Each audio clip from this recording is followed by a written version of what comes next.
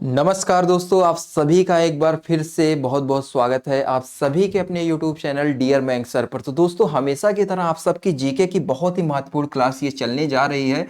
यहाँ पर मैं आपको बताने वाला हूँ 15 बहुत ही महत्वपूर्ण प्रश्नों को। तो आप सभी लोगों से रिक्वेस्ट है कि चैनल पर ये नए हैं तो सबसे पहले चैनल को सब्सक्राइब कर लीजिए, क्योंकि आपकी ये क्लास आप सबकी बहुत ही मस्ट, बहुत ही इंपॉर्टेंट होने वाली है। तो चलिए स्टार्ट करते हैं। जितने भी लोग नए हैं चैनल को प्लीज सब्सक्राइब कर लीजिए, क्लास को स्किप मत करिएगा, ठीक है। स्किप जो है मत करिएगा, बिल्कुल नहीं करना है स्किप आपको।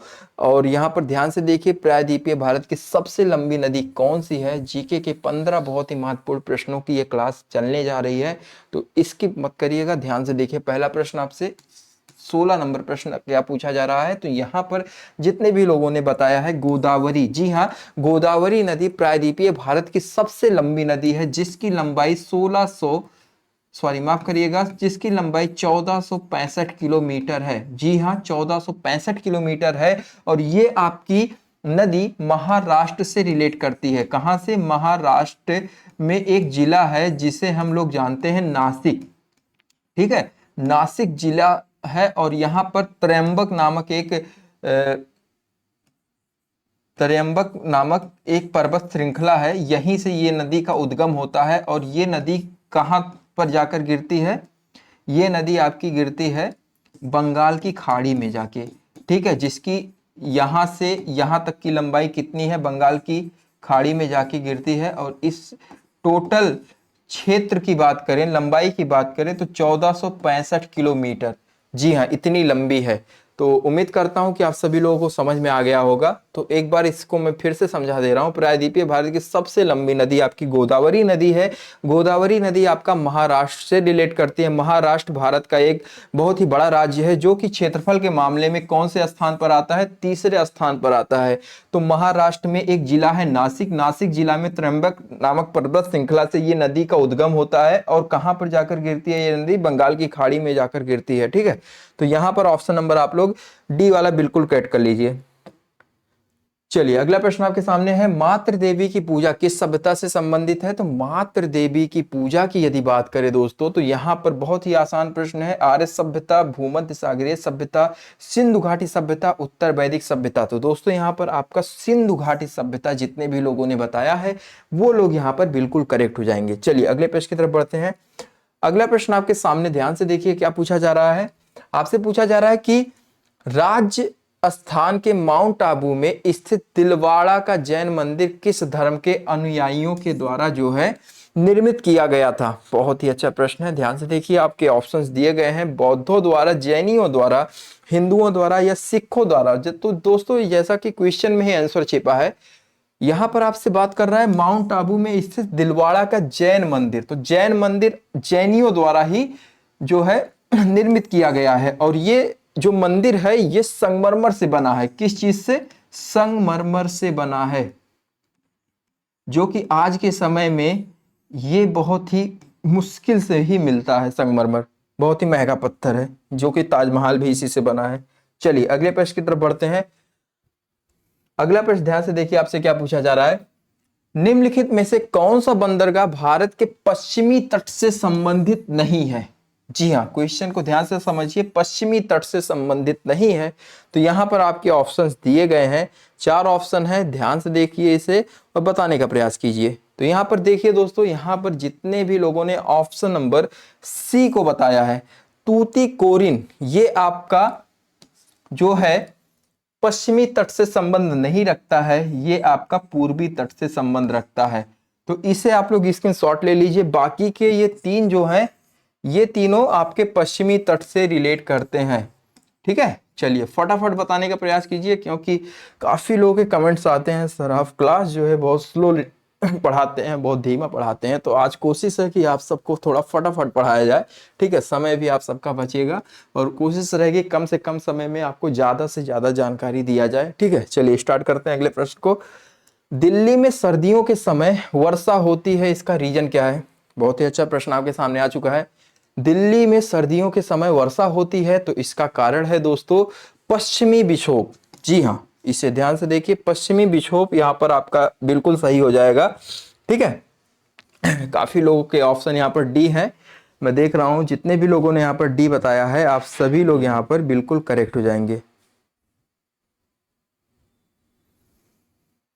चलिए, और आप लोगों से एक रिक्वेस्ट और है कि फटाफट जो है हर एक प्रश्न को ध्यान से देखिए और बताने का प्रयास कीजिए।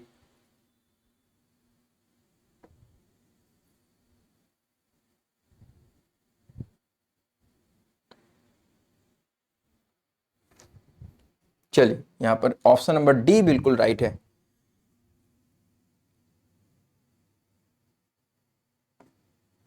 चलिए अगले प्रश्न की तरफ बढ़ते हैं। अगला प्रश्न आपके सामने आ चुका है, ध्यान से देखिए।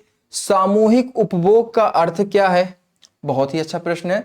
सामूहिक उपभोग का अर्थ है दोस्तों घरेलू खपत या आपका व्यक्तिगत खपत या स्व खपत या देश के नागरिक द्वारा की गई खपत। तो यहां पर आपको मैं बताना चाहूंगा कि जितने भी लोगों ने घरेलू खपत बताया है बिल्कुल राइट है। देखिए घरेलू खपत का सीधा सीधा तात्पर्य क्या है मैं आपको बताना चाहूंगा। जैसे मान लीजिए एक परिवार में 6 व्यक्ति हैं, ठीक है। 6 व्यक्ति में दादा दादी दादा दादी मम्मी पापा और उनके 2 बच्चे, ठीक है। 6 लोग हैं टोटल, ठीक है। उन 6 लोगों में हर एक व्यक्ति का कुछ ना कुछ तो खपत होगा। मान लीजिए उनका लड़का जो है उसका भी कोई खपत होगा, ठीक है। कुछ ना कुछ तो खर्चा करेगा ही। शर्ट कुछ खरीदेगा, पेन कॉपी किताब कुछ भी, कपड़ा पहनने के लिए 2 सेट, तो हर एक व्यक्ति जो होता है परिवार में सबका अपना अपना कुछ ना कुछ खर्चा होता है, ठीक है। वैसे तो लड़कों का कोई खर्चा नहीं है, 2 सेट कपड़े में तो पूरा हफ्ता निकाल देते हैं, उसका दिक्कत नहीं है। तो ऐसे ऐसे हर एक व्यक्ति का एक घरेलू खपत होता है। तो वही चीज मैं आपको बताना चाह रहा हूं। तो घरेलू खपत का तात्पर्य क्या है? सामूहिक खपत। उपभोग का अर्थ क्या है? घरेलू खपत। हर व्यक्ति का जो खर्चा होता है अपने ऊपर उसे हम लोग सामूहिक खपत कहते हैं और घरेलू खपत कहते हैं। तो यही सीधा सा मतलब है इसका, ठीक है। चलिए अगले प्रश्न की तरफ बढ़ते हैं, ध्यान से देखिए। अगला प्रश्न आपसे क्या पूछा जा रहा है? यहां पर आपसे पूछा जा रहा है कि राष्ट्रीय आय को और किस नाम से जाना जाता है? जीएनपी साधन लागत, जीएनपी बाजार कीमत पर, एनएनपी साधन लागत पर या एनएनपी बाजार कीमत पर। तो यहां पर जीएनपी, जी हां, साधन लागत पर। तो आपको यहां पर ध्यान से देखना है, ये आपका यहां पर बिल्कुल करेक्ट हो जाएगा। जितने भी लोगों ने ऑप्शन नंबर ए को बताया है ये यहां पर बिल्कुल करेक्ट है, ठीक है। काफी लोगों के ऑप्शंस यहां पर देख रहा हूं मैं कि ए वाला आ रहा है, और जितने भी लोगों ने यहां पर 23 नंबर प्रश्न में यहां पर ए वाला बताया है आप सभी लोग यहां पर बिल्कुल करेक्ट हो जाएंगे, ठीक है। राष्ट्रीय आय को किस नाम से जाना जाता है? जीएनपी साधन लागत पर, ठीक है। शुद्ध राष्ट्रीय आय, ठीक है। शुद्ध राष्ट्रीय उत्पाद भी कह सकते हैं। शुद्ध राष्ट्रीय उत्पाद जिसे हम लोग किस श्रेणी में रखते हैं? जीएनपी साधन लागत। चलिए दोस्तों फटाफट हम लोग अगले प्रश्न की तरफ बढ़ते हैं। अगला प्रश्न है, भारत में राज्यों के लिए राजस्व का सबसे अधिक महत्वपूर्ण स्रोत निम्नलिखित में से क्या है? बहुत ही अच्छा प्रश्न है। तो यहां पर देखिए, बिक्री कर, उत्पाद शुल्क, आय कर या कंपनी कर। तो यहां पर मैं आपको बताना चाहूंगा कंपनी कर, सॉरी माफ करिएगा, बिक्री कर यहां पर आपका बिल्कुल करेक्ट हो जाएगा। बिक्री कर जो होता है ये राज्य सरकार के अंतर्गत आता है, राज्य सरकार के अंतर्गत आता है। बहुत ही अच्छा प्रश्न है। देखिए जब कोई वस्तु आप खरीदते हैं तो उस पे एमआरपी दिया होता है, ठीक है। क्या दिया होता है? एमआरपी दिया होता है। मान लीजिए 699 रुपए एमआरपी है, तो ये आपके राज्य में जो वस्तु उत्पादन होती है उस पर बिक्री कर लगता है, और ये बिक्री कर कौन लगाता है?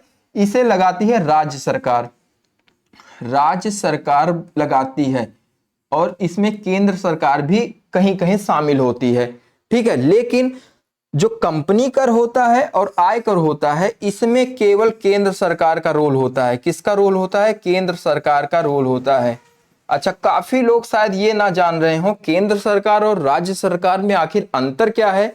तो दोस्तों केंद्र सरकार जो होता है वो पूरे भारत की व्यवस्था को संभालता है, जैसे कि मोदी जी, ठीक है। और राज्य सरकार की बात करें, यदि हम सभी लोग यूपी से रिलेट कर रहे हैं, आप में से सभी लोग उम्मीद करता हूं कि यूपी से रिलेट कर रहे हैं, तो राज्य सरकार में कौन है? योगी जी, ठीक है।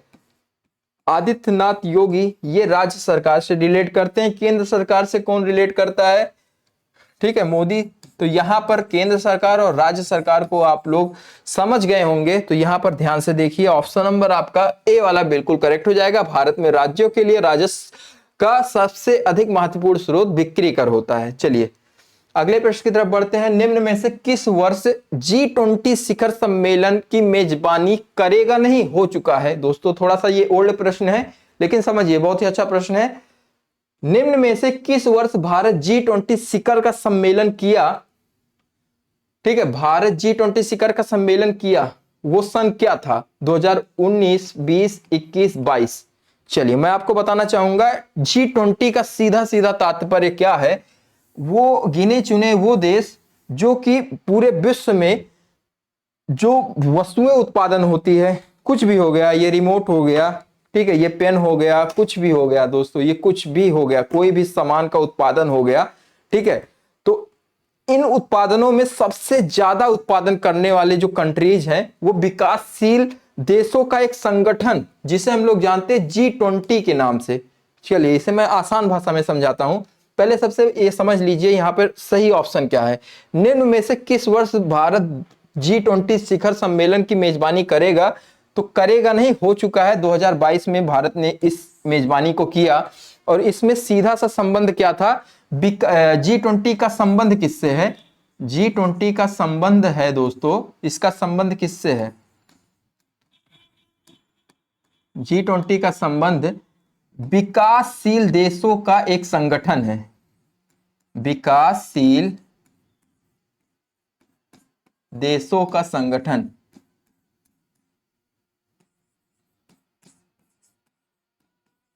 तो ये विकासशील देशों का जो संगठन है G20, ये देश जो क्या करते हैं, पूरे वर्ल्ड में जितनी भी वस्तुएं बनती हैं उसमें 90% वस्तुएं जो हैं ये विकासशील देश जो G20 के अंतर्गत आते हैं, इन्हीं देशों के थ्रू पूरे वर्ल्ड में, मतलब पूरे वर्ल्ड में लगभग 195 कंट्रीज हैं। तो ये 20 देश मिलके, मतलब ये विकासशील देशों का ये जो पूरा संगठन है, ये मिलके पूरे वर्ल्ड में अपने वस्तुओं का जो है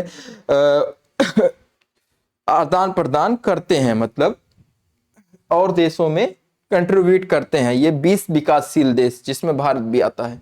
चलिए अगले प्रश्न की तरफ बढ़ते हैं। अगला प्रश्न आपसे क्या पूछा जा रहा है, ध्यान से देखिए।